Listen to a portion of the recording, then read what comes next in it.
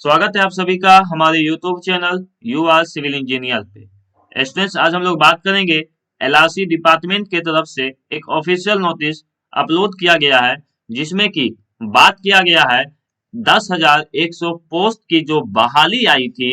विज्ञापन संख्या 5/2022, 6/2022, 7/2022 और 8/2022 का, जो कि बंदोबस्त पदाधिकारी, कानूनगो, अमीन और लिपिक का जो पोस्ट आया था उसको रद्द किया जाता है। जी हाँ स्टूडेंट्स, आप लोगों ने सही सुना है।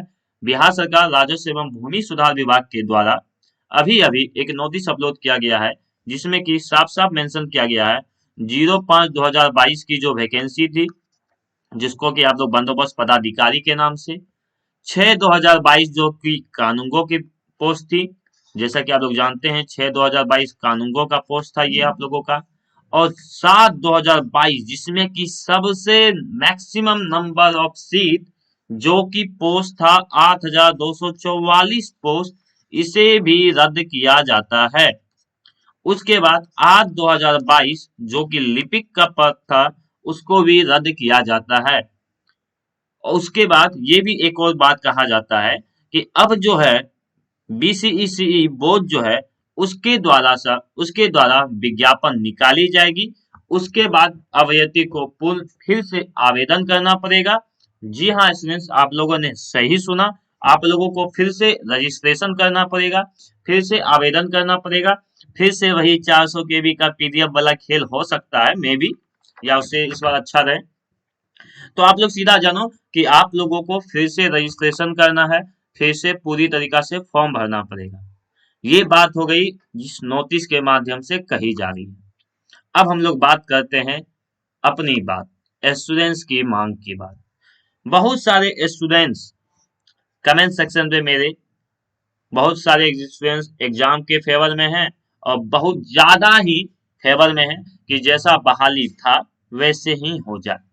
अगर मैंने अगर आप लोग देखोगे, अगर आप लोग एक एज ए सर्वे करके देखोगे, तो अप्रोक्सीमेटली 75% स्टूडेंट्स चाहते हैं कि ये वैकेंसी जैसे पहले नियमावली थी वैसे ही क्लियर हो जाए, और 25% ही चाहते होंगे कि ये जो वैकेंसी है वो एग्जाम बेसिस पे हो जाए। लेकिन सरकार का द्वारा ये यहाँ ऐसा नहीं है कि 25% वाले गए होंगे और बोले होंगे होंगे कि सर एग्जाम ही करा दीजिए। यहाँ कुछ अंदर ही अंदर बहुत ही बड़ा खेल करके इस वैकेंसी को लटकाने का उद्देश्य के माध्यम से इस वैकेंसी को रद्द किया गया है। सिर्फ और सिर्फ यही माध्यम है। ऐसा नहीं सोचना है कि एग्जाम लेने के मकसद से ये किया जा रहा है। नहीं तो आप सोचो, पहले ही आप सभी को पता है कि बिहार के द्वारा बीपीएससी के द्वारा एक न्यू नियमावली ला दिया गया है कि अब जो है एग्जाम के ही आधार पे होगा और जो संविदा पे होंगे उसका अंक मिलेगा। लेकिन पहले जो वैकेंसी थी बीपीएससी की, वो 4 साल से जो लटकी हुई है, उसी तरह इसको भी लटकाने का उद्देश्य के माध्यम से इसको रद्द किया गया है कि अब एग्जाम के माध्यम से कराने के लिए इसको और लटकाया जाएगा। और फर्जीवाड़ा का आरोप देके, अगर कोई और चीजों का आरोप देके अगर रद्द किया जाता तो बच्चे को बहुत खुशी होता। लेकिन आरोप क्या है? फर्जीवाड़ा का आरोप। ये सरकार क्या निकम्मापन को दिखाता है और किसी चीजों को नहीं। तो जहां तक मेरा कहना था, मैंने आप सभी को अपना पक्ष रखा। और जैसा कि मैंने एज यूट्यूबर, मैं सभी चीजों को, बातों को रखता हूँ। ठीक है, हर बातों को रखना बहुत ही जरूरी होता है। एग्जाम गलत नहीं है, एग्जाम वहां सही है अगर यही बहाली, अगर एग्जाम होती और परमानेंट वैकेंसी होती। कौन कहता है इसको गलत? कोई नहीं कहता इसको गलत। या यही वैकेंसी पे पहले से ही एग्जाम आधारित पहले से ही चलती, सभी स्टूडेंट्स को पता रहता, सिलेबस पता रहता, तो स्टूडेंट्स को एग्जाम देने में भी कोई दिक्कत नहीं था।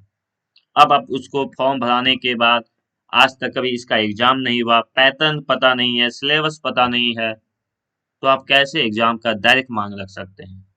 आप इसको फॉर्म भराने से पहले, रेक्टिफिकेशन विंडो देने से पहले ही आपको ये सोचना चाहिए था। तो ये सभी बातें सरकार को सोचनी चाहिए थी, जो उन्होंने बच्चों के लिए नहीं सोचा। जहां तक सही बात है कि उन्होंने बच्चों के इसके खिलाफ नहीं सोचा कि वो लोग तैयारी कैसे करेंगे, आगे बढ़ेंगे कैसे इस फील्ड में।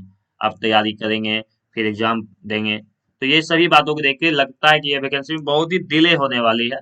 देखते हैं, लेकिन मुझे ये क्लियरली पता है कि कुछ ही दिनों में, 2 से 3 दिनों में आप लोग बीसीएसई बोर्ड के साइट पर जाके चेक करोगे तो आपको वैकेंसी की जो पोस्ट है वो आपको दिखाई देने लगेगी। तो मिलते हैं नेक्स्ट वीडियो में। और क्या कहा जाए, निर्देशक जो हैं भू अभिलेख एवं परिमाप के जय सिंह, उनका ये डिसीजन स्टूडेंट्स पे बहुत ही भारी पड़ा है। बहुत सारे स्टूडेंट्स नाराज हैं इस डिसीजन से, होना भी चाहिए। और अभी भी जैसा कि अभी तक का न्यूज है, एलआरसी वर्किंग टीम जो पूरी तरीका से जी जोर लगाई भी है और सही मायनों पे फील्ड पे उतर कर दिखा रही है कि लड़ाई ऐसे होता है, चाहे हमारे हाथ में कुछ हो या ना हो, लड़ाई कैसे किया जाता है वो एलआरसी वर्किंग टीम दिखा रही है। तो मैं सभी स्टूडेंट से फिर से एक बार अपील करूंगा, आप अपने एक सीट के लिए एलआरसी वर्किंग टीम का जरूर साथ दें।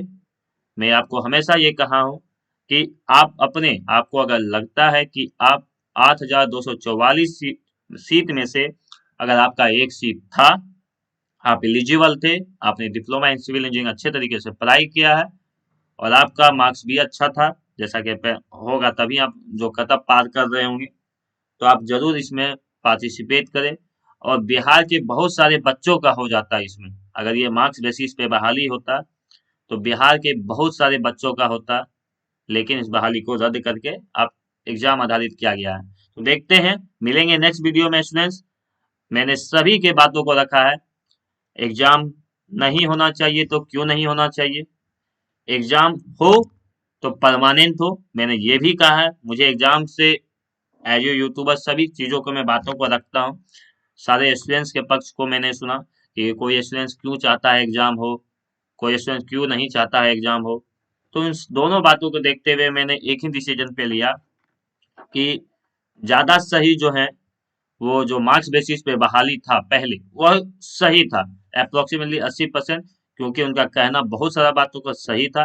20% का भी बात सही है कि वो चाहते हैं कि एग्जाम आधारित तो जो चयनित है वही होना चाहिए, तो वो भी सही है। लेकिन यहाँ स्टूडेंट्स के बीच गलतियां नहीं हुई है, यह सरकार के बीच गलतियां हुई है। सरकार को एक डिसीजन के पक्ष में ही रहना चाहिए था। अगर एग्जाम होता तो एग्जाम लिया जाता, नहीं था तो नहीं लिया जाना चाहिए। और ऊपर से ये कॉन्ट्रैक्ट आधारित है। तो यही मैं कहना चाहूंगा, दोनों पक्ष को आपने सुना। तो मिलते हैं नेक्स्ट वीडियो में किसी और अपडेट के साथ। Thank you everyone, thank you.